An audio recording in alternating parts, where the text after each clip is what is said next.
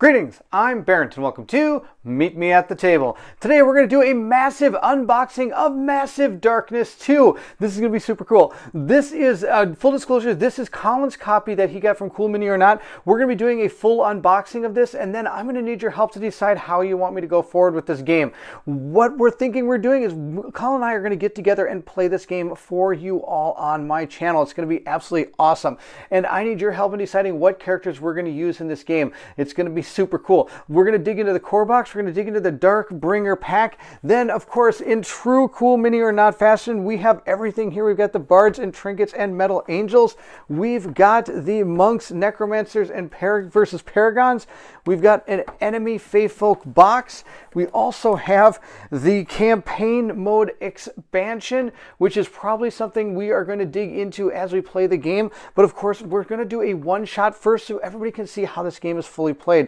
Then we have the enemy campaign box as well. So this is all part of the Kickstarter. There are a few things you're going to notice when I do this unboxing that are missing. One of them is the component pack that brings Massive Darkness 1 to Massive Darkness 2. I don't have that. We don't have Massive Darkness 1, so we didn't really need it. So I'm not going to be unboxing that, but I am going to be unboxing all the rest of the stuff that will be coming for you if you were to be getting Massive Darkness 2, almost pretty much an all-in pledge. It's going to be really super cool. If you're excited to see what is in all of these boxes, then I need you to meet me at the table.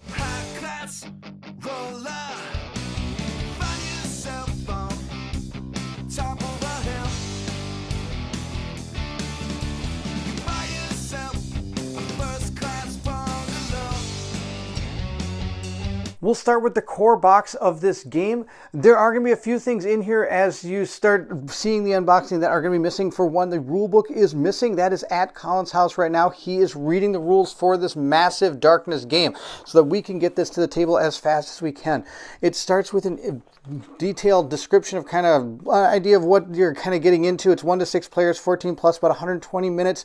And like I said, we're going to probably play a scenario out of the main core box. We might move to the campaign if people are really interested in seeing that. It comes with some great punch boards. Like I said, the rule book is gone. That would be right here. It also has all the quests in as well, so I can't even pick a quest. Colin and I are going to decide that together, but we are going to have a quest ready to go, and we're going to play through that. But let's take a look at some of these punch boards. The first thing we have are these double-sided boss boards. We have the Reaper and we have Michael right here. These are two of the bosses, and then we have our darkness track right here. It is double-sided depending on which one side you need to use. The first player board, we have some of our objective tokens right down here, along with some of the other tokens for this game. We have two different player boards here. We have the Paladins player board and we have the Shamans player board. Each character plays so uniquely different. That is one of the main draws of this game. So you're able to play even the same quest with different characters and have a different experience. It's really cool. I'm really excited to try this. Here are the different areas where you're going to level from. These are the leveling boards for our characters. Next, if you can see, here's even another one. We do have on here some door tokens and wall tokens here. But this right here in the middle, this is the Wizards one. This is the Wizards leveling board that you're going to see there. He's going to be able to cast spells through this. I guess it's his amulet is what they refer to. Then we have a fire and we have an ice spirit tokens right down here. The next one we have is going to be the Berserkers dashboard. Again, totally different from the other people's. It's absolutely phenomenal. And then some more punch boards down, or tokens down here. These are double-sided, but I don't believe the other side, this I guess is open versus closed. That makes total sense. So, and this is the different treasures and what's inside them based on what you flip over. But this is going to be super cool. It's got this big amulet. You're going to be placing in your different spells and be able to use them just through this amulet. It's really cool. The next punch board has some bridges. These are the aura tokens for the Paladin. This is for the mage or the wizard. He gets this thing, and one thing you want to make sure is there's also the sticker that's found in it. Do not lose the sticker. That's Bad News City if you lose the sticker. On top of that, we have some of the forges, some portals up here, and some spike traps. That's no good. So yet again, another punch board. And then the last punch board, I guess there's two more. But this one is all about just having your normal tokens you're going to be using. These are like mana tokens and health tokens, 1, 5s, 3. 3s, as you can see, up to 50s here. Flip them over and they've got 5, 10s, and 100s on the other side. So there are different tokens there. The last one is, again, even more tokens that are going to be used for this game. We have some fire tokens here, and we have frost tokens, I believe, are probably going to be on the other side. Yes, they're on the other side. We also have some time tokens down here and corruption tokens on the other side. Different treasure tokens you're going to be drawing from a bag, and you're going to be gaining and removing ones from the bag based on your level or what you've done in the game, which is pretty cool how that all transpires. So those are just some of the punch boards that we have right here. These are the different elements that go with that Shaman's playboard. So again, each character has some really cool things going on about them. This is a neat little addition. It is going to tell us exactly how each miniature fits back into here once we start pulling them from the game. In this game, you are going to use quite a bit of miniatures a lot as you play through the game, because you're going to be summoning minions and bosses at the same time, plus some wandering monsters, and you're also going to have these giant bosses that you're going to be fighting too, which is really cool, which is what you're seeing right here is just an absolutely astronomical amount of miniatures. I've got some cards here. I'll look at those in a second, but check these out. It wouldn't be cool mini or not if there wasn't a mini. This isn't cool cards or not. This is cool mini or not. So there's lots of minis to take a look at here. These are really super detailed and really neat to look at. We have this goat guy. Now, of course, I need to make sure I can get the names of these for you so you know exactly which ones we're looking at. These, of course, well, I guess you get goat satyr, same type of thing. What are these? These are going to be our undead minions right here, and they look pretty undead. Look at that. He looks like this butcher guy, and there's a lot of them. They all have the same type of pose. There's some other undead minions here as well. This guy's coming out to fight. That guy looks pretty neat. So, oh wow, look at this. There's like a lot of these guys. There are a lot of, I guess there are different poses for these. We got skeleton minions. We even got these, what are these? These are going to be this fire entity minion here. That's what this one is. He does look like he has fire. I really want to get these things painted, but I don't think I'm going to have time to paint all this before we actually do our playthrough. So one thing I'm going to need to know is what heroes we want to play so I can at least paint the heroes up, because that would be really super cool. We have imps. This is one of the imp type miniatures here that we have. So those are the minis from this first set of boxes. And then, yeah, you think just one box? No, it's again cool mini. Now look at all these minis. We got even more. These, we'll have to see if we can get this off so we can take a look at these. I wonder if it's taped. Hopefully it's not taped. I hate it when it's taped. Oh, it is taped. These are some of our demon minions. We also have our fallen angel minions in here as well. So let's take a look at the demon minions here. Here's one of the demon minions. They're all the same, so they all look exactly like this. Then we have our fallen angel minion, who looks pretty sweet. Look at the wings on that. It's kind of ripped off in places because this person has fallen. That's really a really cool pose. Then we have some of the gargoyles here. These are different gargoyles that I need to paint these up. I think and some of these will be pretty quick to do, but some of these I think are going to take some time because there's just so much detail to them. The next thing is, look, even more minis. This is ridiculous. Some of these are going to be a lot of the bosses and also the roaming monsters that we're going to find throughout the game. So right, like for example, here is one. This is the Undead Queen. Take a look at this. The bow's a little bent, not a big deal. If you don't know how to fix these, if you put some, in theory, if you put them in hot water and you just let it sit in hot water for a little, you can maneuver them to where you want to, and then put them in cold water. And a lot of times that will fix a mini. Now, of course, it doesn't work for everything because some of these are different types of plastics now. But this is the Undead Queen, and I actually kind of already straightened the bow as it is already. I'm actually pretty good with that. I think that's okay. So we got the Undead Queen. Let's see some of the other ones. This is going to be our Ghoul mini. That's an interesting concept for a ghoul, not really the typical ghoul I'm used to seeing, but it is still pretty sweet. We'll put him back in his little box there. Next we have, what's this? This could be the Archangel. No, what is it? Oh my gosh, look at this. Big, got tentacles and everything coming out of it. This is absolutely out of control. I think this is the Archangel. No, this isn't. This must be Andreas or something. This is like one of the, I don't know, I'll have to see what this is. There are cards that will tell us exactly every single one of these miniatures. Is pretty cool. What is this? We got a cute little guy down here. It's a gargoyle leader. So as you're playing through this game, you're going to come across different miniatures, and it's going to tell you what miniatures to pull. And when you pull those miniatures, wow, I can really get this guy out. You're going to put a leader in there, plus you're going to have extra minions for all the players that are playing the game. So that's how you're going to populate your enemies onto the board. So each of these are going to be potential leaders. So these must be a lot of the leaders for the evil empire of doom that I'm going to have to face here. What is this guy? Oh, look at this guy. Oh, it's got a beak and everything. Look at that. That is super cool. Again, cool mini or not, really takes a good time making some really good minis. This is neat. Now, of course, this guy's shield has fallen off, and I'm sure this is the main bad guy. I mean, the bigger the mini, right, the more powerful it is. I'll just glue this back on. It's no big deal. it's actually exactly at a glue point anyway, so it's just going to glue right back in there, just like that. That's going to be pretty sweet. I can glue that on, not the end of the world. It's never the end of the world when it comes to miniatures. You can fix those things. All right, that guy goes back in there. Okay, so those are all of those. Let's see what else we have here. This comes off. And then, of course, we have our heroes back here. The one's in brown, except for two. This one's in gray. The reason it's in gray is because I was debating about which one I wanted to paint. In case you missed it, we painted this guy on our live stream just yesterday at the time of this recording. If you're interested in seeing that, please check out. I painted up one of these miniatures with one of my friends, Kanji Studios. He joined me for the painting session, and I do that try to do it every week, usually on Tuesdays or Wednesdays. We try to get some painting done with either pals or with myself, and we paint up some of the miniatures that we're going to use in our games so that you can see them come to life before they hit the board. But this is the character we painted up just yesterday. This is the mage, so we're going to be using this as one of our characters. It's one of the ones Colin really wanted to play with, so I thought I'd paint him up for him, and he'll be ready to go for the game when we get to playing it. Here again are some of the leaders, I believe, for all the different factions that you saw earlier. For example, this could be like the one for the Fallen Angels. As you can see, some of the ripped things, but this could be the leader of the Fallen Angels. That one's the leader of the Gargoyles down here. This must be the leader of the Undead, is my guess. That's what this one is. I'm sorry, I keep going through each one of these miniatures. I need to stop. But look at this guy, and then we'll go on, I promise. Look at this guy. This guy's got a whole little flail thing of stuff going on. That's amazing. And it's all suspended by this tail thing here. That is really cool. I like how they're able to spend that up. Now here are the heroes that we have back here. Here's the archer, and like I said, each one plays differently. This one has a deck of cards, and as you draw your cards, your arrows are going to be doing different things, but it's almost like a blackjack type system where you could eventually bust if you get too powerful. Here is the rogue character. We have our paladin character. Like you saw, he's got some of those auras that he can put out up on the board. Here's the shaman character. This character had that put a board with the different elements that you can put out on the board, I believe. And like I said, we have our wizard here as well, who's got that amulet that he wears, which can be pretty similar. I guess that's what that giant thing is. People in the painting stream called it a giant target, really is what they called it, but hopefully it's not too bad of a target. So those are the minis. We're going to pull all of this out so we can get to the rest of what is in this box. There's a couple bags that are in this box.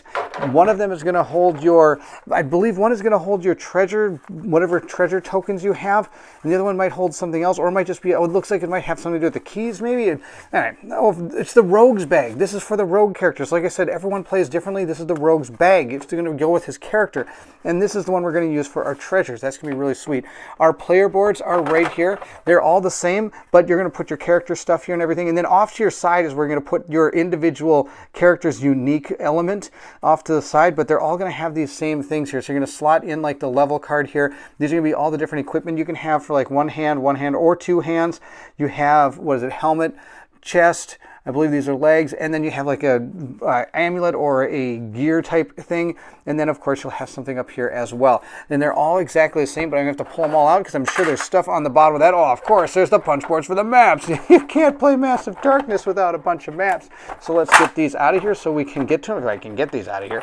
There we go. We got them all out. We'll move those to the side so we can see our map tiles as well. Before we do that, here are the pegs that are going to go into them, and they're all color-coded, so it depends on what color your character is. You're going to put those in with those, and you can keep track of what color your character is with these bands. Now, I think our wizard will always be red because I actually based him with a red color, which isn't a bad idea.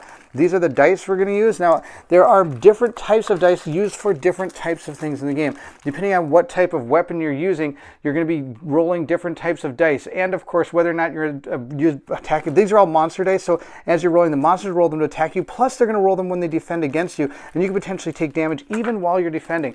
There's orange and yellow attack dice. There is blue defense dice, and then the last one is going to be a shadow die that's going to have its own set of things on it. I think it has all different things. Like this is all for defense. This has probably defense and attack and maybe even potentially something special on that die, which is pretty neat.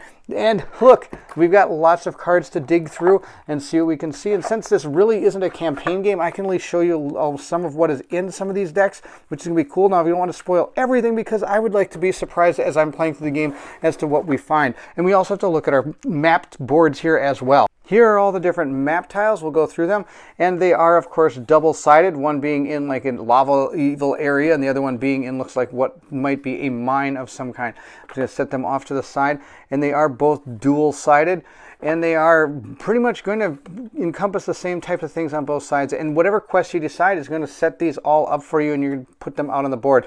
Now, these are so reminiscent of other cool Mini or Not games. I remember playing Arcadia Quest with my friends and having these exact same type of tiles, a whole 9x9 grid out there with, of course, different elements all over it. And it's been a staple for them, and it works really well. I have no problem with it. Here's some more, and the final one right here. Ooh, look at that one. That one looks pretty neat.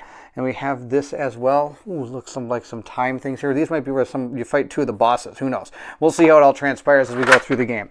The first deck we have is our roaming monster deck, and they're either 1 to 2, 3 to 4, or 5 to 6, or level 5, sorry. But really all these they're the same ones, just different power values is what they are. They're the same 4 roaming monsters that you're going to find, but with different life totals. Instead of 12, you've got 7 up here. And I'm sure they've got different dice and different attributes as well as what you're going to find when you destroy them. For example, we'll look at this guy right here. Up on the top, you're going to see this is the type of rewards you're going to get. This right here is going to show you again more rewards. These are the health you're going to get. This down here gives you an idea of what his abilities are that he has. This is going to be some of the special abilities that it has right down here, the combat 1. And then these are going to be the attack and defense dice that it's going to use when it goes and attacks you. So if you ever had this card, you'll have this card out on the next to the board, and you'll be playing against him. And I would just drop the health tokens right at him because he's the only guy out there. I mean, unless you get multiples, then you got to put them out on the board individually. But there's only one miniature, so I don't see how you can do that. So this guy would be out there. You just drop him on the board, drop him on the card, so you knew exactly how much you need to do. 7, or no, there's 5. This guy's only 5. Well, okay, that's not too bad, but maybe it is. We'll have to see how it all transpires. Next, we have all of our starting gear that is out here. And whenever you play, you're going to take your character, you're going to choose a weapon for them to start with. Usually it probably is going to be something that goes along with your particular class or character. And then you also get to pick what do you call these? Oh, armor. You call them armor. And you also get to choose at least one other potion that you want, either a mana potion or a health potion or something to carry around. Now, of course, that's just the starter stuff. As you go, you're going to start gaining more treasures that are either going to come from this common deck right here, and it's a pretty big deck. Let's take a look at some of these. For example, we could find a scroll of enchantment, which we have to put in one of our hands, and you may use an ability of an equipped item. That's pretty good. And well, let's look at another one, see what another one says here. Another one we have found some leather hose. It gives you better defense here, and you're going to place it on your armor slot. And there's, of course, going to be individual weapons that you're going to use, one-time weapons, consumable type weapons, or you're going to have these, you're going to find better potions, or, of course, different swords. I know I said I was going to look at one, but I decided to look at a few. And if this is going to increase as you go farther up, next you're going to find some rare treasures, and finally you're going to find some epic treasures at the end here. Here's some more rare treasures and more epic treasures. Let's take a look at least one of these rare treasures. What do we find? We have found a fire staff. Look at that. This thing has better attack and it adds fire to the defender. That's probably pretty good. It has to be used by 2 hands. That's one of the rare ones. Now let's look at one of the epic ones. Hopefully it's pretty epic. We have found, look at this, a soul eater. Was it soul keeper shield? Defense, you may discard mana instead of health when you're attacked and you fail to defend. That's pretty awesome because you would rather lose mana than health. If you lose all your health, die, and being dead is no fun. On top of finding treasure, your monsters are actually going to have items as well that they can use against you that when you defeat them, you can gain. For example, we got mob item levels 1 to 2, 3 to 4, and level 5. So if, say, we come across an undead group, our leader of the undead group would be having this stone knuckles. They would use these, they would actually have these equipped to them and be able to fight with these. And then once you kill them, you're able to gain this, which I think is a really cool system. It's so awesome when you see these miniatures with cool looking weapons on them, but you can't ever get them. It's just like, oh, that guy's got this. So for example, one might have a crossbow. You might run into a pack of gargoyles that are leaders carrying a crossbow. Not too bad. And then you kill them and you can have the crossbow, and hopefully you can use the crossbow if your class allows it. Moving on to our next cards, these are going to be the mobs, level 1 to 2, 3 to 4, and level 5.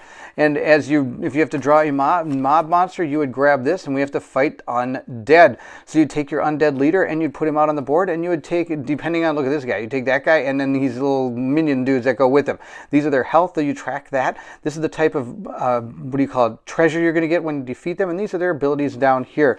And there might be, fight some satyrs, I'm terrible with names, or these fire entities entities. I don't want to fight fire entities, but I do like the images on the card. It's going to be helping me to paint them. I think that's going to be pretty awesome. I love being able to make them kind of look like they do in the cards. Now, sadly, I don't think our wizards look anything like the wizards. I had no reference to go off on that guy, but that's okay.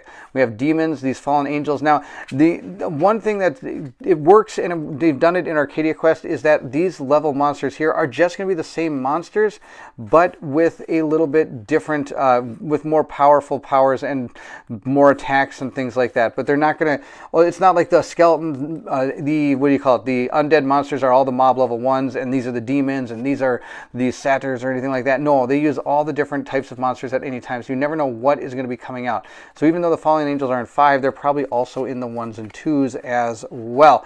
Let me just check to see if I'm right. Yep, there they are right there. So I think that's kind of cool because you can kind of keep the game moving and you see a lot of different monsters instead of having to always get through a certain type of monster before you can see some other cool monsters. They're all there that could potentially come out at you.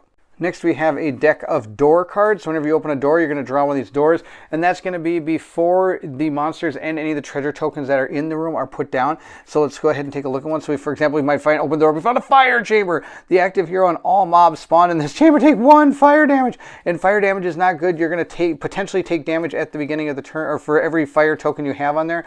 Here's another one, spike trap room. We saw some of those cardboard cutouts there. Add 1 spike trap token to the zone, straddling the door inside the chamber if possible. That might not be good. Don't want to step on a trap. So these are all, there's a whole ton of these different door cards here. So it's going to make each door potentially bad.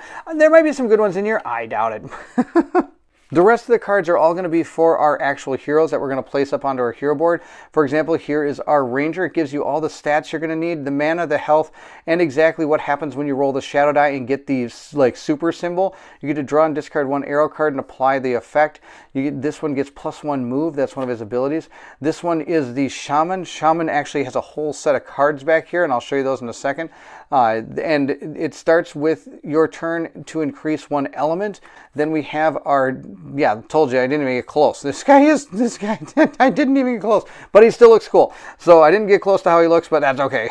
He's a cool looking wizard. He's got 4 health and 6 mana. He gains 3 mana for an action, so he can always try to keep casting those spells the best he can. Then we have our berserker here. He's going to deal wound to 1 defender whenever he takes a wound. That makes perfect sense as a berserker. And the last one we have, well, we got a couple left, sorry. We have the paladin. And like I said, he's going to use those auras, but he also gets to ignore one attack as it comes in, because of course he's got a shield. He can probably always just block that. And then here's our rogue. We get to draw 1 rogue token if when you get that Shadow Die Plus. You can change a mana to, I apologize, I don't know what that symbol is there, but maybe it's to rerolls. My guess is what that symbol is. And here are some of the shaman's cards. There's ones for the Shadowbane Wizard, Berserker, Ranger, Rogue, and Paladin, and the Shaman itself. The Shaman may gain mana from the Spirit's attack roll, or in addition, Spirits do not cost any, that must be one of the tokens to be summoned in order to do it. So she must be able to help affect all the different characters. Maybe we'll have to look into it. I'm not exactly sure how that character plays, but maybe that might be one of the ones we play. We'll see how it all goes. So those are the characters, and those are the cards that go along with them. Next, we have some of the skills and powers that go along with each of these characters. For example, here's Banish 1, Banish 2, and Banish. These must be for the Paladin, I guess. So he'll be able to not only use his auras to do what's on his board, but he can also add these to those auras to be able to do more things. Then I'm going to guess that these are going to be for the, these are for the wizard, and he's going to put those in that amulet so that he can maybe cast those out. Here's some of the rogue cards. Let's see what one of these says. It says, when performing an action, or attack action, with a shadow token, you are in shadows. I see. Here's something for the shaman. It says right here, attack with fire, earth, and +1 orange die. Or if I attack with water and, I'm guessing, or sorry, not wind, this is probably earth, heal 2. That makes sense. Then these are the arrow cards for the archer, and like I said, he'll be drawing these, and each one of these is going to equal a certain number of arrow points for him. And the more arrow points he gets close to, like the high, like here's ones for 4, and he's going to be able to gain more powers based on how close he gets to a certain threshold. But if he goes over it, of course, he's going to bust, and he's going to have to take the bottom part of these cards, which doesn't look to be the best. But I believe you're able to keep all these out here, and the closer you get to the highest number, the better the outcome is for that that particular character. And which is these the shamans? Yeah, where's the wizards? Probably got some spells in here somewhere, I'm sure.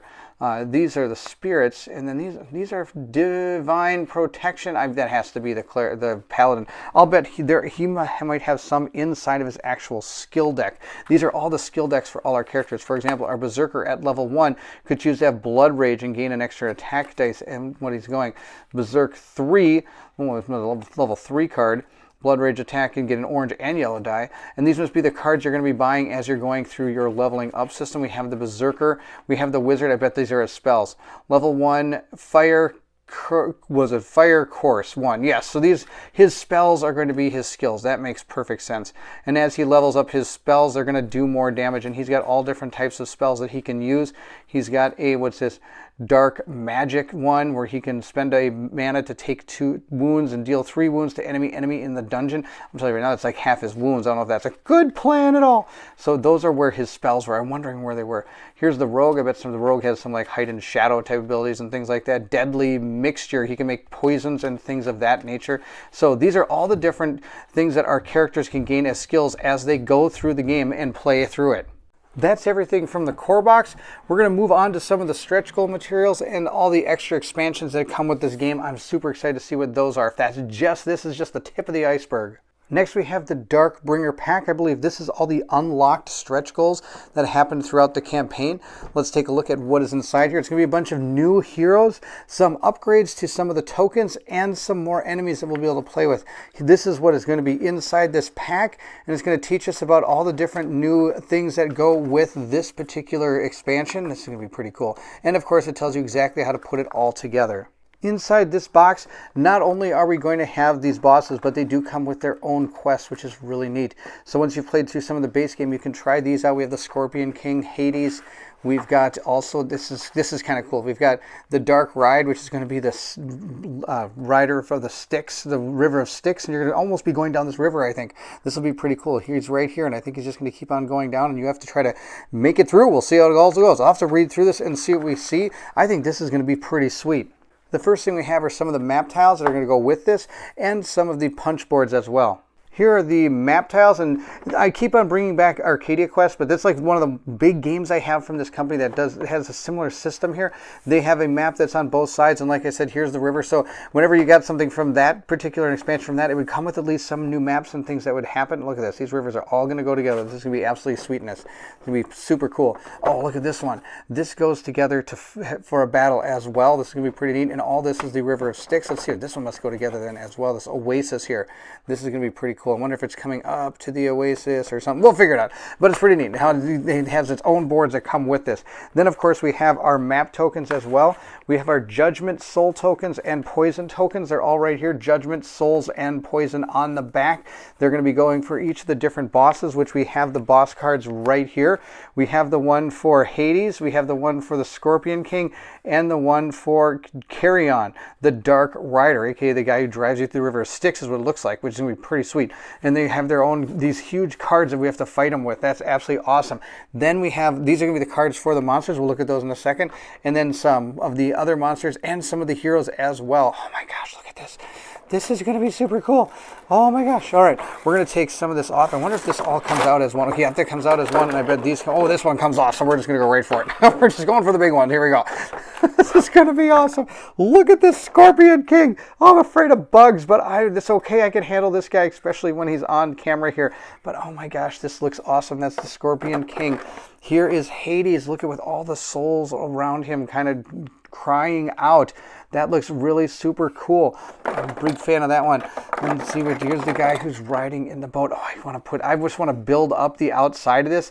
And I actually have some liquid or some scenic water that I could put in here to make it look like he's actually in the river. That would be pretty neat to try to do. And then we have some of our other monsters here as well. For example, our Valkyrie, I apologize. Valkyrie is right here. I can't believe it's a monster. You think Valkyrie might be a hero or something. And then we have this guy. This guy's like a brewer or something. Then we have, this is going to be our Griffin. It's got armored and everything. It's an armored Griffin. That is really cool. And look at these guys back here. These are both two different kind of demons. They both look really neat. This one's got 3 heads. This one's coming at you with some, I don't know, it looks like some crazy magic stuff going on there. That's awesome. And then this guy who fell down, we have Armon or something. That's this guy sits on his tail. He floats in the air. Looks like that's pretty neat. Oh, wow. All right, so we're going to put this one aside because everything's already fallen all out of it, and that's totally fine. And let's take a look at these. These are going to be some of the new heroes and also some of the minions for these particular things. And, of course, it's all taped together. Now, when it comes to all these heroes we have in our box here, they're not specifically for the expansion. They're not unique to the expansion for this for the stretch goals. They're all technically going to be found in other boxes, which is why you didn't see any of the extra components that come for these particular characters. These are just more like an alternate version of this type of class that you're going to find in some of the other boxes. For example, the first one is the Bard, where when we open up our Bards and Tinkerers set, we'll find all the components that go for the Bard in there that we'll be able to use. But we could potentially use this character as well. Now, of course, the character also may have a different ability and a different shadow activation as well. But we have, who is this Raph that is going to, look at this guy swinging a guitar around. That guy's pretty awesome. He's a Bard. Then we've got our Daisy right here as a Tinkerer. Now, that means they're kind of going in order here. This is Raph. He's got, like I said, that guitar he's holding up in the air. And where is Daisy? Daisy's right here. I can kind of match them up a little bit. This is our Tinkerer. That's one of the Tinkerers right there. Then we have our monk, Father Corvus. That guy is looks pretty awesome. He's right here. This is Father Corvus as a miniature. And we next have, who is this? This is going to be Harriet the Necromancer. He's holding up a dead skull. That is at, oh my gosh, he dug him up. Look at this. He's got a shovel. He dug up the guy's head. Oh my gosh, that's amazing. That's pretty awesome. We have Vladis, a wizard. We have the Paladin Victor the Paladin, Lynn the Ranger. Love that Ranger a lot more than the other one. Look at that. Cool. It's got double repeat. It almost looks like repeating crossbows. Those are going to be pretty sweet. Let's find that miniature. It's got to be pretty cool. Here it is. This is the miniature right here. Look at that. Oh, it's missing an arm. Really? It's missing an arm? Well, that's absolutely hilarious. Well, I guess that it must have blown her. She must have blown her arm off. That's something else. Maybe her arm's somewhere in some of these other places. Nope. Guess this didn't come with an arm. Well, the card's cool. That was out of control. We have another shaman with angel wings. That's pretty neat. That's got to be pretty cool. Look at, where's that one? That must be right here. This is the shaman right here. Look at that. That's pretty neat. Okay, let's continue on here. I don't know where her arm went. We got another wizard here. And let's continue. We've got a berserker, Ivan, and we've got a paladin, Gira, and we've got Mist, the rogue. And that's when we come back to these. Now, some of these over here are from the, like, are going to be, instead of using tokens, you'd be using these. These can be part of the things that the trinkets and things can make. What is this? This thing is pretty sweet. I have no idea what that is, but we shall find out, I am sure, as time goes on. It is a brown miniature, so it is for the heroes, which is pretty cool. Now, of course, these are some of our minions down here. We have Nagas, and we have some of these nymphs. That's really about all we have in here. We have these Nagas and nymphs, and the Nagas boss right here. This is the leader of the Nagas, and this is going to be the one for the nymphs, is this one right here. These are the leaders of those particular bands. This is unbelievable. Love the fact that her arm got blown off. That's pretty funny. This guy's got to go back in there. He's got to go back in there. I think that's this. I mean, we can look at some of these. These are all really cool. Here's the berserker. That guy's pretty neat. He's got double axes. It totally looks like a berserker. It's pretty awesome. So there you go. That is the stuff from these stretch goals. Oh, except for the cards. We got some cards to look at. So here's the Nagas. These are the mobs, level 1 and 2. We've got the nymphs. And I'm guessing we're going to have the Nagas up here as too. Yep, here it is. The Nagas are up there. Now, these go up to level 8, 9, and 10. So this game can go pretty high level, especially if we add in that campaign mode, I think is how it's going to work. So those are those. And these are these. These are the roaming monster levels 1 and 2. This is going to be for the Vindicator. And of course, we're just going to keep on going. I'm sure we'll get to all the different ones. Like the other box had, they're all in there and in all their glory. Let's look at some of these cards. I just love the art on some of these cards. Let's keep going here. What do we find next? We have found the Asmosis. The next one is going to be over here. I'm only just showing the 1 and 2 because I'm just looking more for the art and I don't want to spoil too much of the higher level stuff. That's pretty awesome. Let's see, level here, we got this guy. This is the Valkyrie. And let's see here. I think that's going to be about it. So let's just look at the level 10. Oh, there's one more. One more. Here it is. Here it is. Here it is. Right here. It is the Griffin. The Griffin right there. The Griffin. Let's look at the level 10 just to see what this looks like. Level 10 is 15 health. That's not, I mean, maybe that's good, maybe it's bad. I'm not, oh my gosh, 3, 3, 4. That's a lot of dice. That's an absolutely mountain of dice there. Let's see if we can get back to the Griffin's level 1. Here it is. Yep, compared to a 1 and 3, we got 9 or 10. Oofta, oofta. So again, that's everything that was unlocked during the campaign as stretch goals. So that's what we found in this box. Now let's actually go to the different expansions that were part of the Kickstarter. Next, we're going to look at the 2 smaller boxes that come with it, which are going to have 2 heroes and 1 set of enemies here. Let's take a look at this one. This is the Monks and Necromancers. I'm kind of excited for this one because I'm interested in seeing what the monk might play like. Back here, it shows you everything you're going to get with this thing. You're going to get, like I said, 2 heroes, but they're going to have alternate miniatures. And then we have a roaming monster as well. So here is everything you're going to find in here in the gameplay, and it teaches you, of course, how those particular characters are going to work. Here we see the Necromancer's kind of extra part of his abilities. These are going to be like soul bind tokens where you're going to be able to place, the way it works is this is a trap. Okay, this is pretty sweet. So you get these binded soul tokens, and as you go through the dungeon, when you fight and destroy people, you're going to gain souls, which is going to move this track up, gaining your people more power as you bring these things back from the dead. You can bring, for example, skeletons back from the dead and they can fight for you, or you could even bring back some of those roaming monsters as well to fight for you, and they're going to be gaining more power as the more people you fight in the actual game. It's pretty sweet. Then we have these tokens. These are for the monk. The monk is going to be gaining different tokens that he or his allies can use throughout the adventure, and he's going to gain them through these chakra cards that are going to be in here. And then he also comes with 1 roving monster, which is the Paragon. That is levels, I believe it's scored levels 1 through 2, but it goes all the way up to 10, which then you can use it during the campaign. Here are the ability cards for our heroes, which we're going to take a look at, and then these are the miniatures that go along with them, and I'm sure it's probably taped together. So here are our 2 monks. There's this one right here, and the other one is right here. These are going to be the 2 different monks that you can be. Well, of course, there's also that stretch goals box that had a couple other alternate sculpts for our characters. Here are the different cards that go along with it, and of course they get their powers that go along with them as well. And each one is a little bit different. This one's built more for defense. This one's built, looks like, more for combat. Then we have our Necromancers here. There's this one right here, Mortimer, and then we have this one right here. Those are our 2 Necromancers. And then if we have the cards, I believe these cards are for the shaman, I believe. I could be wrong. And then we have, these are the chakra cards, and you have these starting cards right here, and you're going to be playing one each turn. So for example, you play this one, it says when played, heal 1 for each active and discarded chakra yourself only. Instead of discarding this chakra, return it and all other discarded chakras to your hand, and then they'd all come back to your hand, but you have to play one each turn. For example, here's another one, the speed one. Your first move action this round has +1 MP for each active and discarded chakra. So it'd be this one and any you had underneath it. So if you played it on top of these, you get +3 move, I guess, for how that would work. So that is kind of a cool concept.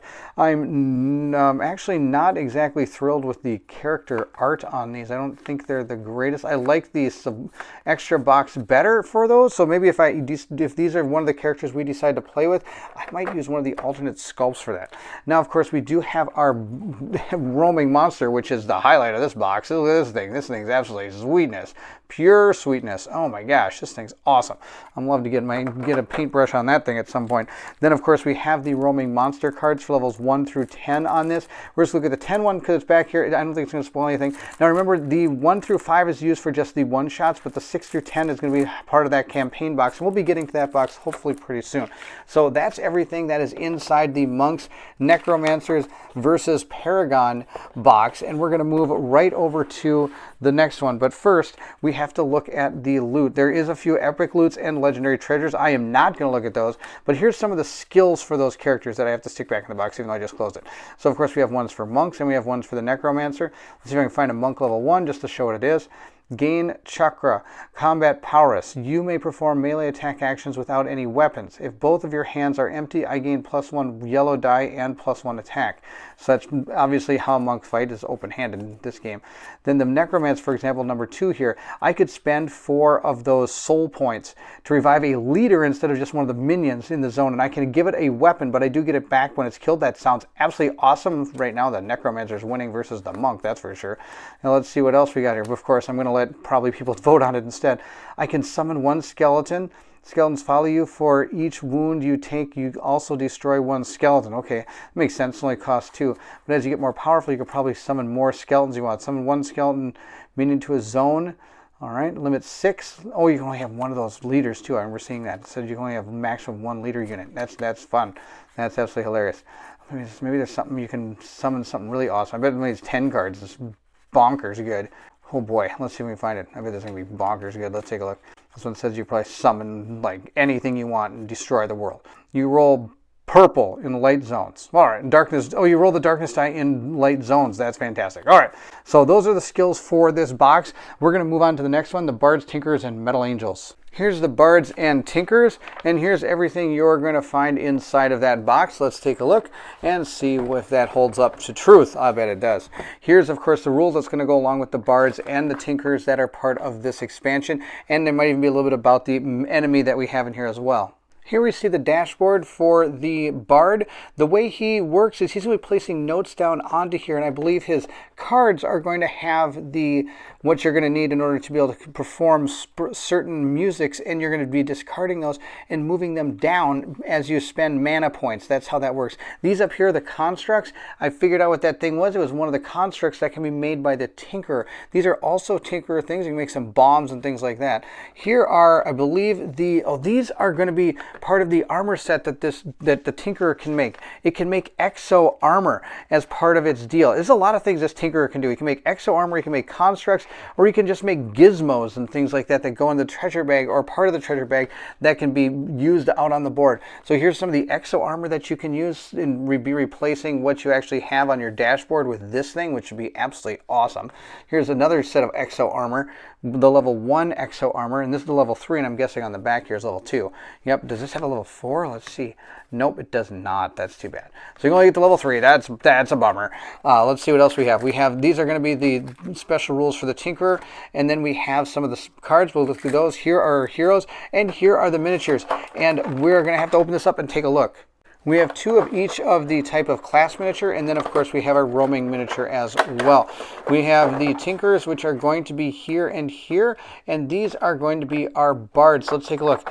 This is the first Tinkerer right here. It's got a hammer and everything, and looks like a set of pliers there. And this one is actually, it goes around in a wheelchair, and I will tell you right now, this character is who Colin will be playing, along with probably that wizard. So those are his 2 characters. He can play a construct and a wizard, and then I have to figure out what 2 characters I am going to play. Here's what one of the Bards looks like. So far, I think the Bard in the other box is winning, because having that huge giant guitar on top is pretty sweet, but this looks awesome. I love this miniature right here. I wish that was straight. I could probably put that in some hot water and bend it, and it'll be just fine. That's fantastic. I love the fact that it actually is playing a violin. That's pretty awesome. All right, let's take a look at these cards. Here are each of the characters. We have Kaylee, we have Jebediah, that's who this is, and like I said, I think this is who Colin wanted to play as. Then we have Thalia. I'm terrible at names, but this probably be this looks cool. If I were to play a Bard, this would be the one I'd play, as opposed to Dylan. That's definitely not happening. This guy is way cooler, way cooler. All right, and then here are these Shadowborn cards, Shadowbane cards, and Darkbringer and Hellfire Trinket cards. So again, not exactly sure how these all play. I think they're part of another class, but there we go. Those are those cards. And these are these cards. Here is the monster, the roaming monster that you can add. And you can add all this right up to the base game, which is probably what we'll do. This is the Metal Angel. Wow, look at this thing. Let's look at the miniature. That art was pretty sweet. And the miniature does not disappoint. Look at those wings. Those wings look absolutely amazing floating up in the air. That's pretty awesome. So yeah, this guy looks like going to be a beast to paint. It's going to be awesome. Okay, we'll put those aside. And then it does come with some epic treasures and legendary treasures for some of the campaign stuff. Here are the constructs you can make, level 2s and the level 1, level 3 constructs. I bet the level 1s are on the back of this. Here we go, level 1 constructs. So we can make different constructs with this character. Then the Bard has his abilities here. For example, here's one right here. It says GGB. So if you take those, if you had put those out on the board, you could remove those to be able to play this song that before the enemy phase, all heroes in your tile move 1. Heroes don't take reaction damage during the move. So that's really cool how they're going to do this. I'm sure the harder songs are going to need more. Nope, they're not. I expected them to all have to need more notes as you went higher. BBE at the start of the enemy phase. Add 1 frost to 1 enemy on your tile. It wouldn't be bad. Level 5 is probably just going to be 3 notes. So I don't even need notes for this. At the start of your turn, before advancing the track, choose GBE for each active note you've chosen. Type each hero in your tile heals 1 and gains a mana. That's pretty good. So the Bard's going to be quite a support character is my guess. Let's see what the Tinkerer gets here as he goes forward. I'm sure a lot of this would be like having to do with his different things he can make. An Exo Armor 1. So discard 3 items to gain 1 part of the Exo Armor 1 card. You may equip and unequip it, and an item can be traded. That's pretty sweet. So he's going to be able to build these up by discarding different items. I do know that if you do play the campaign with the Tinkerer, some of his rules change a little bit, so you have to check those out and see if those are going to be any different from what's going on here. Then on the cards are pretty much the same, but it's between the missions that are going to be a little bit different. Discard 2 items, place a construct on your zone, so that's kind of cool. He's going to gain items and break them down to make things. That makes total sense with the Tinkerer. So that's cool. I think this is a pretty cool set of characters right here. These Bards and Tinkerers I think are going to be pretty sweet.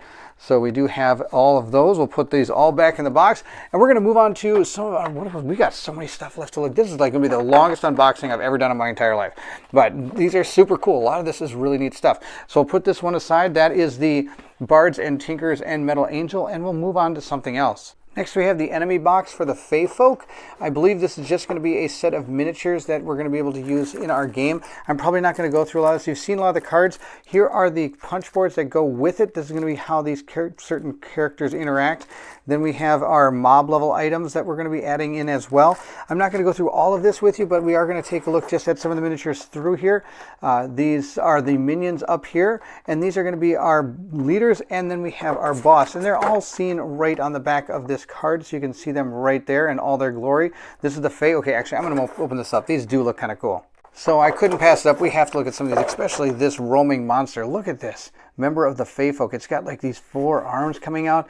That looks really super cool with these neat like wings like a butterfly. These are going to be the minion boss miniatures right here. Here's the other minion boss miniature.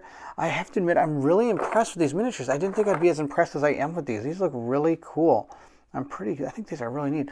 These would be really cool once they're all painted up. Of course, I'm super excited about bugs. I love bugs. I'm deathly afraid of bugs, so that's fantastic that there's bugs in these, but that's okay. So that's the miniatures for this, and of course we have the cards that go along with them. First, we have our level 1 and 2 mob cards. Here's the Harpies right here. I just want to show you some of the art because it's pretty sweet.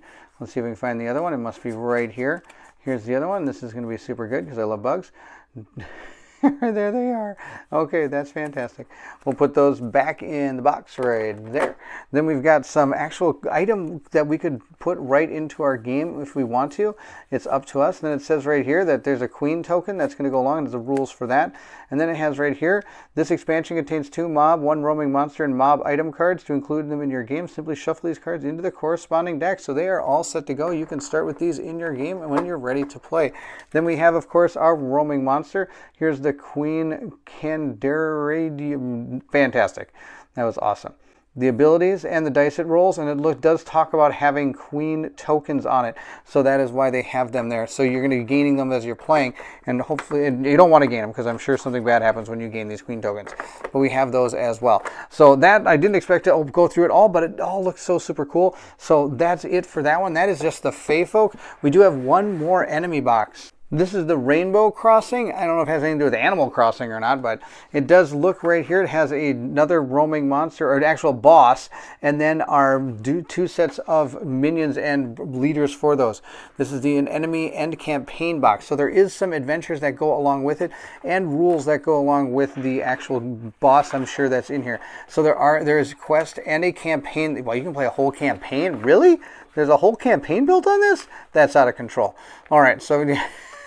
and the boss is called Bear Hug, or Hugger Bear. He's right here. Look at that guy. That's pretty awesome. Oh my gosh, I feel like I'm playing with the Care Bears. Okay, we'll look at these punch boards, and then we'll take a look at all the stuff that goes along with it. So we do have these rainbow tokens here that are going to be used in some of the quests. We have our Hug Bear here, which is going to be the bad guy at the end. And then we have our tiles, and it already starts by looking like we have Care Bears flying around. Care Bear, Care Stare. Here we go. We're going around on this rainbow thing here with the Care Bears. I used to have a Care Bear. I had Bedtime Bear. I guess I really like to sleep. I don't sleep very much anymore. I have kids, so I stay up real late. I probably shouldn't, but here we go. We're going to look at these. Oh my gosh, look at these. We got unicorns laying on the ground. That's, oh my gosh, we're at a bear factory here. Care Bear, Care Stare Bear Factory. Oh my gosh, that's amazing. Then we have our miniatures, and we have the cards that go along with them, and there's a whole bunch here for this campaign. Now, this is, of course, the Hug Bear here. This is bonkers. This is something. I can't believe this. This is out of control. I can't believe they made a thing like this. This is cool. I'm not going to take these up, but you can see some unicorns up here, and then we have these right here. These are going to be like the Cupids, and of course, we have our bosses for them as well. One thing this expansion has, it has a bunch of fluffy auras that you can gain as you're playing through the game, and I'm sure they work on you and on enemies as well, and you're going to push these on your characters or on the enemies, I'm guessing. Oh my gosh, it's out of control. All right, I didn't have high hopes for this, but this is actually looking to be pretty cool. A little bit better than I thought it was going to be. We have our mob cards here. We have the, what is this? Punny coin. We have unicorns. Okay, we have the unicorns. This is amazing. And then we have our Cupids as well. They're right here. Oh my gosh, we've not only got Care Bears, we've got the unicorns. This is absolutely sweet. All right, My Little Ponies meet the Care Bears in a campaign game. This is unbelievable. All right, we do have some items we might be able to gain that you, of course, can shuffle right in to the game box. If you're interested in playing with this expansion as part of your campaign, that's totally great. That's unbelievable. I like I said, I didn't have high hopes, but this is actually pretty funny.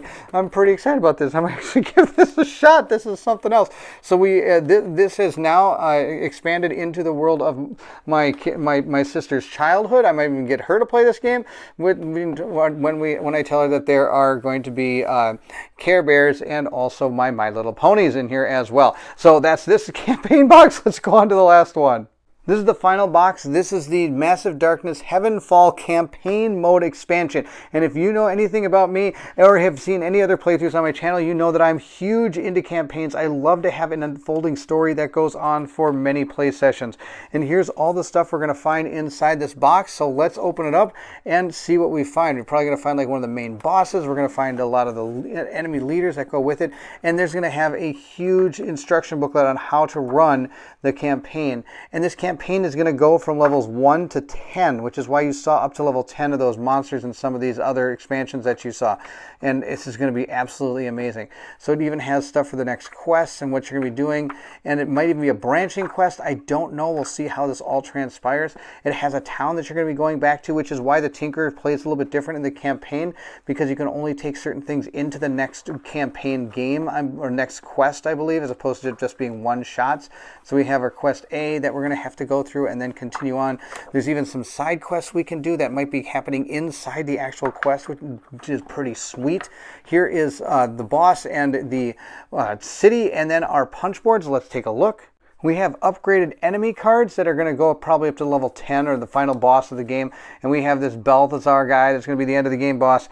We also have our, like I said, our town right here. It is single-sided, but you're going to be doing all these different things during the town phase. You can maybe choose which ones you want to do.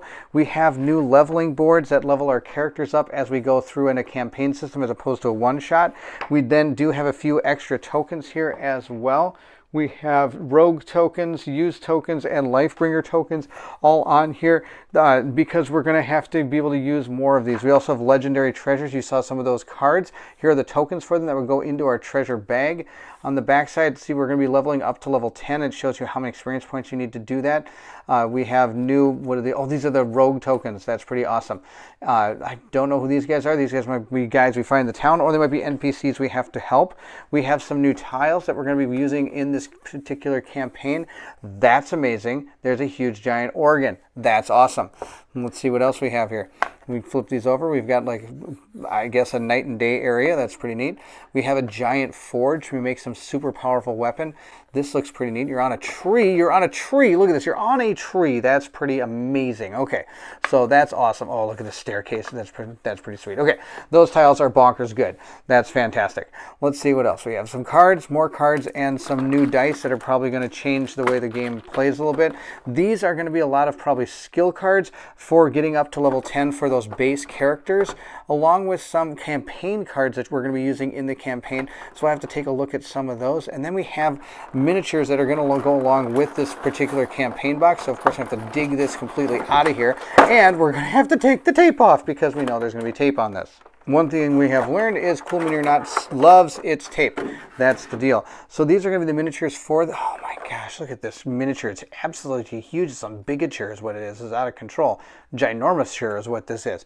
Let's see what else we have. This must be the other character we saw there in the as one of the main enemies right here.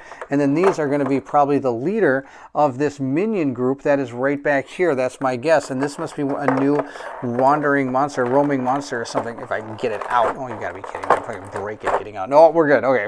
Woo, didn't break it. All right, let's take a look at this thing. It looks very wispy. Very wispy. Looks pretty neat. It's kind of floating in the middle there. That's kind of cool, just right there.